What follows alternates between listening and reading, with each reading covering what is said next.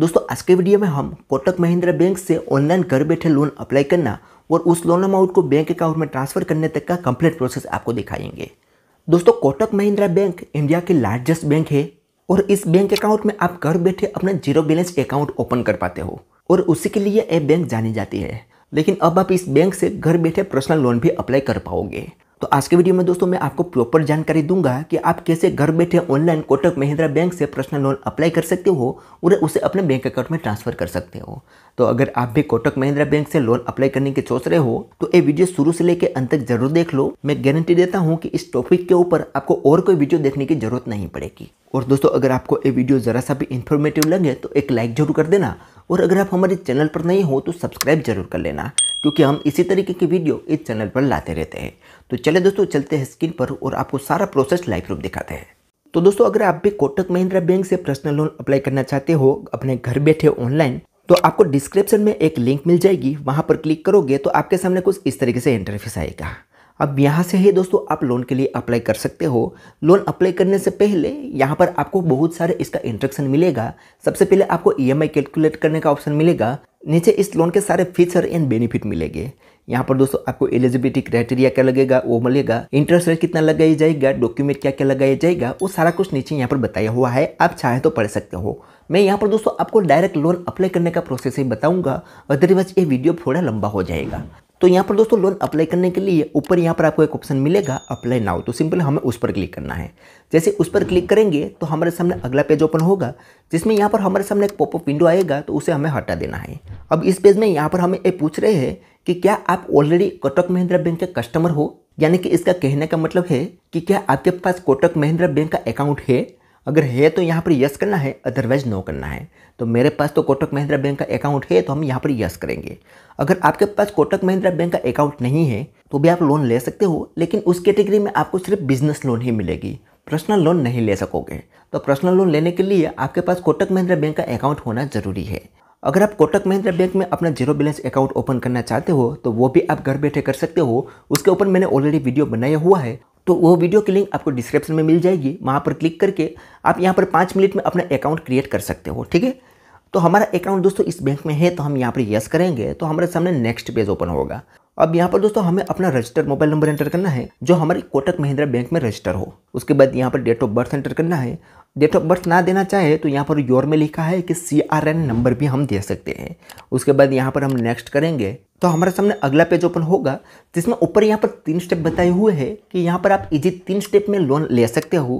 पहले स्टेप में यहाँ पर हमें एप्लीकेशन प्रोसेस कंप्लीट करना है, उसके बाद हमें ऑफर मिलेगी और लास्ट में हमारे ये लोन अमाउंट हमारे बैंक अकाउंट में डिस्बर्समेंट होगी। तो पहले स्टेप में यहाँ पर हमें पैन कार्ड नंबर एंटर करना है। उसके बाद फिर से हमारे यहाँ पर मोबाइल नंबर एंटर करना है। यहाँ पर हमारी सिटी सिलेक्ट करनी है। यहाँ पर कुछ सिटी ऑलरेडी आ जाएगी, इनमें से कोई सिटी ना हो तो यहाँ पर अदर पर क्लिक करके आप अपनी सिटी मेंशन कर सकते हो। उसके बाद यहाँ पर हमारी ईमेल आईडी एंटर करनी है। एम्प्लॉयमेंट टाइप चूज करना है कि हम सैलरीड है या सेल्फ एम्प्लॉय, तो इनमें से जो भी कैटेगरी में हो यहाँ पर आपको सिलेक्ट कर लेना है। उसके बाद यहाँ पर अपनी मंथली सैलरी एंटर करनी है और नीचे यहाँ पर 3 डॉक्यूमेंट इन्होंने पहले ही बताया है कि ये आपको रेडी रखना है। एक है पैन कार्ड, एक है आधार कार्ड और एक है 3 महीने का बैंक स्टेटमेंट की यहाँ पर ज़रूरत पड़ेगी।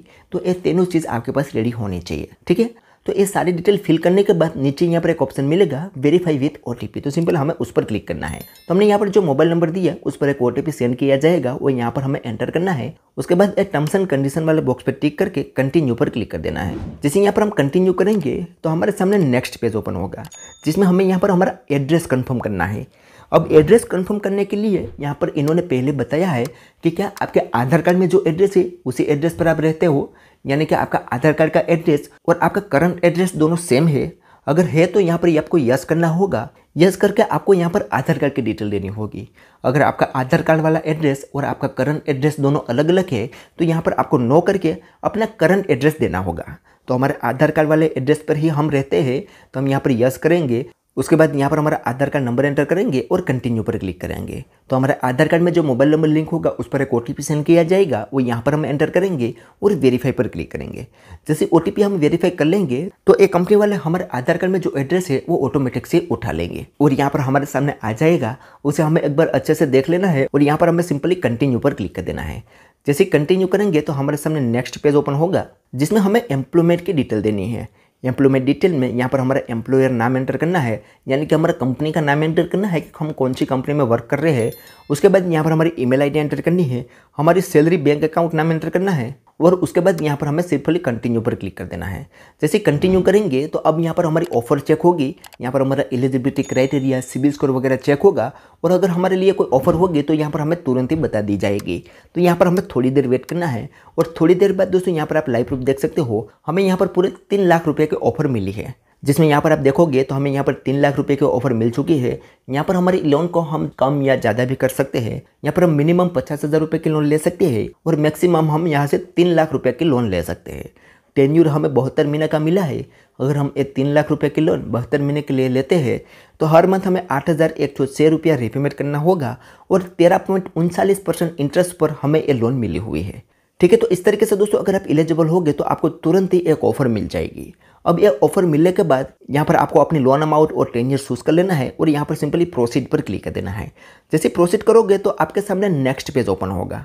अब ये लास्ट पेज है दोस्तों, जिसमें आपको अपनी इनकम वेरीफाई करनी होगी।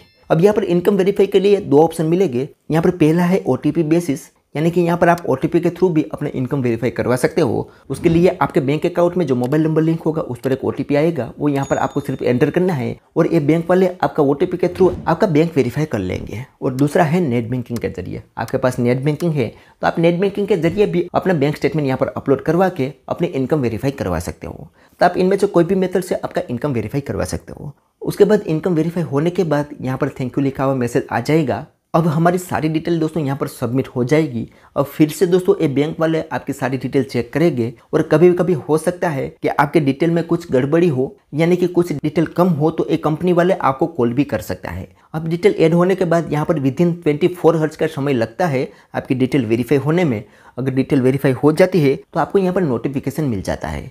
उसके बाद यहाँ पर आपको ई-नाच कंप्लीट करना होता है, यानी कि ऑटो पे सेटअप करना होता है और ये लोन अमाउंट आप अपने बैंक अकाउंट में ट्रांसफर करवा सकते हो। और हो सकता है दोस्तों यहाँ पर आपको इसके एजुकेटिव का कॉल भी आए आपकी डिटेल वेरीफाई करने के लिए, तो वो जो सवाल जवाब करे उसका आपको सही सही जवाब दे देना है।